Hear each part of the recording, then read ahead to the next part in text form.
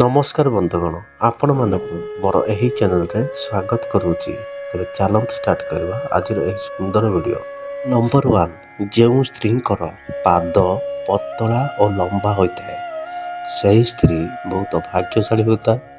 ଏପରି ସ୍ତ୍ରୀକୁ ମାତା ଲକ୍ଷ୍ମୀଙ୍କର ରୂପ ବୋଲି ମାନାଯାଇଥାଏ। ଯେଉଁ ଘରକୁ ଏମାନେ ଯାଇଥାନ୍ତି ନା, ସେହି ଘରେ କେବେ ହେଲେ ଟଙ୍କା ପଇସାର କମି ହୋଇନଥାଏ। ସେହି ଘରେ ଧନ ଦୌଲତର କେବେ ବି ଅଭାବ ରହିନଥାଏ ଏବଂ ମାତା ଲକ୍ଷ୍ମୀଙ୍କର ବିଶେଷ କୃପା ଏମାନଙ୍କ ଉପରେ ରହିଥାଏ। ନମ୍ବର 2, ଯେଉଁ ସ୍ତ୍ରୀଙ୍କର ଆଖି ମୋଟା ହୋଇଥାଏ ସେହି ସ୍ତ୍ରୀ ବହୁତ ଶୁଭ ଓ ଭଲ ସ୍ୱଭାବର ହୋଇଥାଏ। ଏମିତି ସ୍ତ୍ରୀ ବହୁତ ଦୟାଳୁ ହୋଇଥାନ୍ତି ଏବଂ ଦାନୀ ମଧ୍ୟ ହୋଇଥାନ୍ତି। ଆଉ ଯେଉଁ ଘରେ ଏହିଭଳି ଝିଅ ଜନ୍ମ ହୋଇଥାନ୍ତି ଏବଂ ଯେଉଁ ଘରେ ଏହି ଝିଅମାନେ ବିବାହ କରିଥାନ୍ତି ସେହି ଘରମାନଙ୍କରେ କେବେ ମଧ୍ୟ ଧନ ଦୌଲତର କମି ହୋଇନଥାଏ। ନମ୍ବର 3, ଯେଉଁ ସ୍ତ୍ରୀର ହାତ ପତଳା ଏବଂ ଲମ୍ବା ହୋଇଥାଏ ସେହି ସ୍ତ୍ରୀ ବହୁତ ଶୁଭ ହୋଇଥାଏ। ଏମିତି ସ୍ତ୍ରୀ ନିଜ ସ୍ୱାମୀ ପାଇଁ ଲକି ସାବ୍ୟସ୍ତ ହୋଇଥାନ୍ତି ଏବଂ ଯାହା ସହିତ ଏହି ସ୍ତ୍ରୀର ବିବାହ ହୋଇଥାଏ ସେହି ପୁରୁଷ ବହୁତ ଲକି ସାବ୍ୟସ୍ତ ହୋଇଥାଏ। ନମ୍ବର 4, ଯେଉଁ ସ୍ତ୍ରୀର ହାତର କଚୁଡ଼ି ମୋଟା ହୋଇଥାଏ ସେହି ସ୍ତ୍ରୀ ନିଜ ପରିବାର ପାଇଁ ଅଶୁଭ ହୋଇଥାଏ।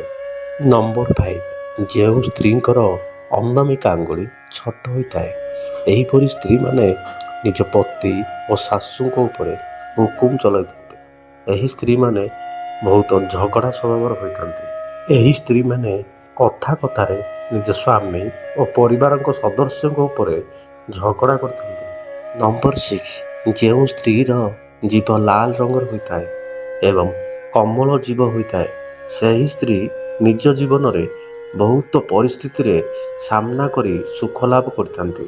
ନମ୍ବର 7, ଯେଉଁ ସ୍ତ୍ରୀଙ୍କର କାନରେ ବାଳ ଉଠିଥାଏ ସେହି ସ୍ତ୍ରୀ ନିଜ ଶ୍ୱଶୁର ଘରେ ବହୁତ କଠିନ ପରିସ୍ଥିତିର ସାମ୍ନା କରିଥାନ୍ତି ଓ ଏମାନେ ସବୁବେଳେ ପରିବାରର କଳିର କାରଣ ପାଲଟି ଯାଇଥାନ୍ତି।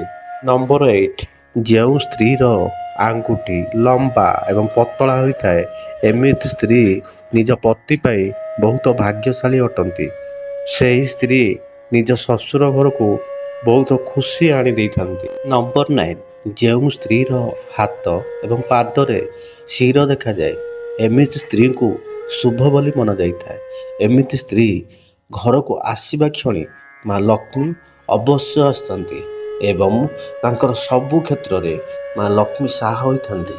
ନମ୍ବର 10, ଯେଉଁ ସ୍ତ୍ରୀର ନାକର ଅଗ୍ରଭାଗରେ କଳା ଯାଇଥାଏ ଏମିତି ସ୍ତ୍ରୀ ବହୁତ ଭାଗ୍ୟଶାଳୀ ହୋଇଥାନ୍ତି ଏବଂ ଏହାକୁ ଶୁଭ ବୋଲି ମନାଯାଇଥାଏ।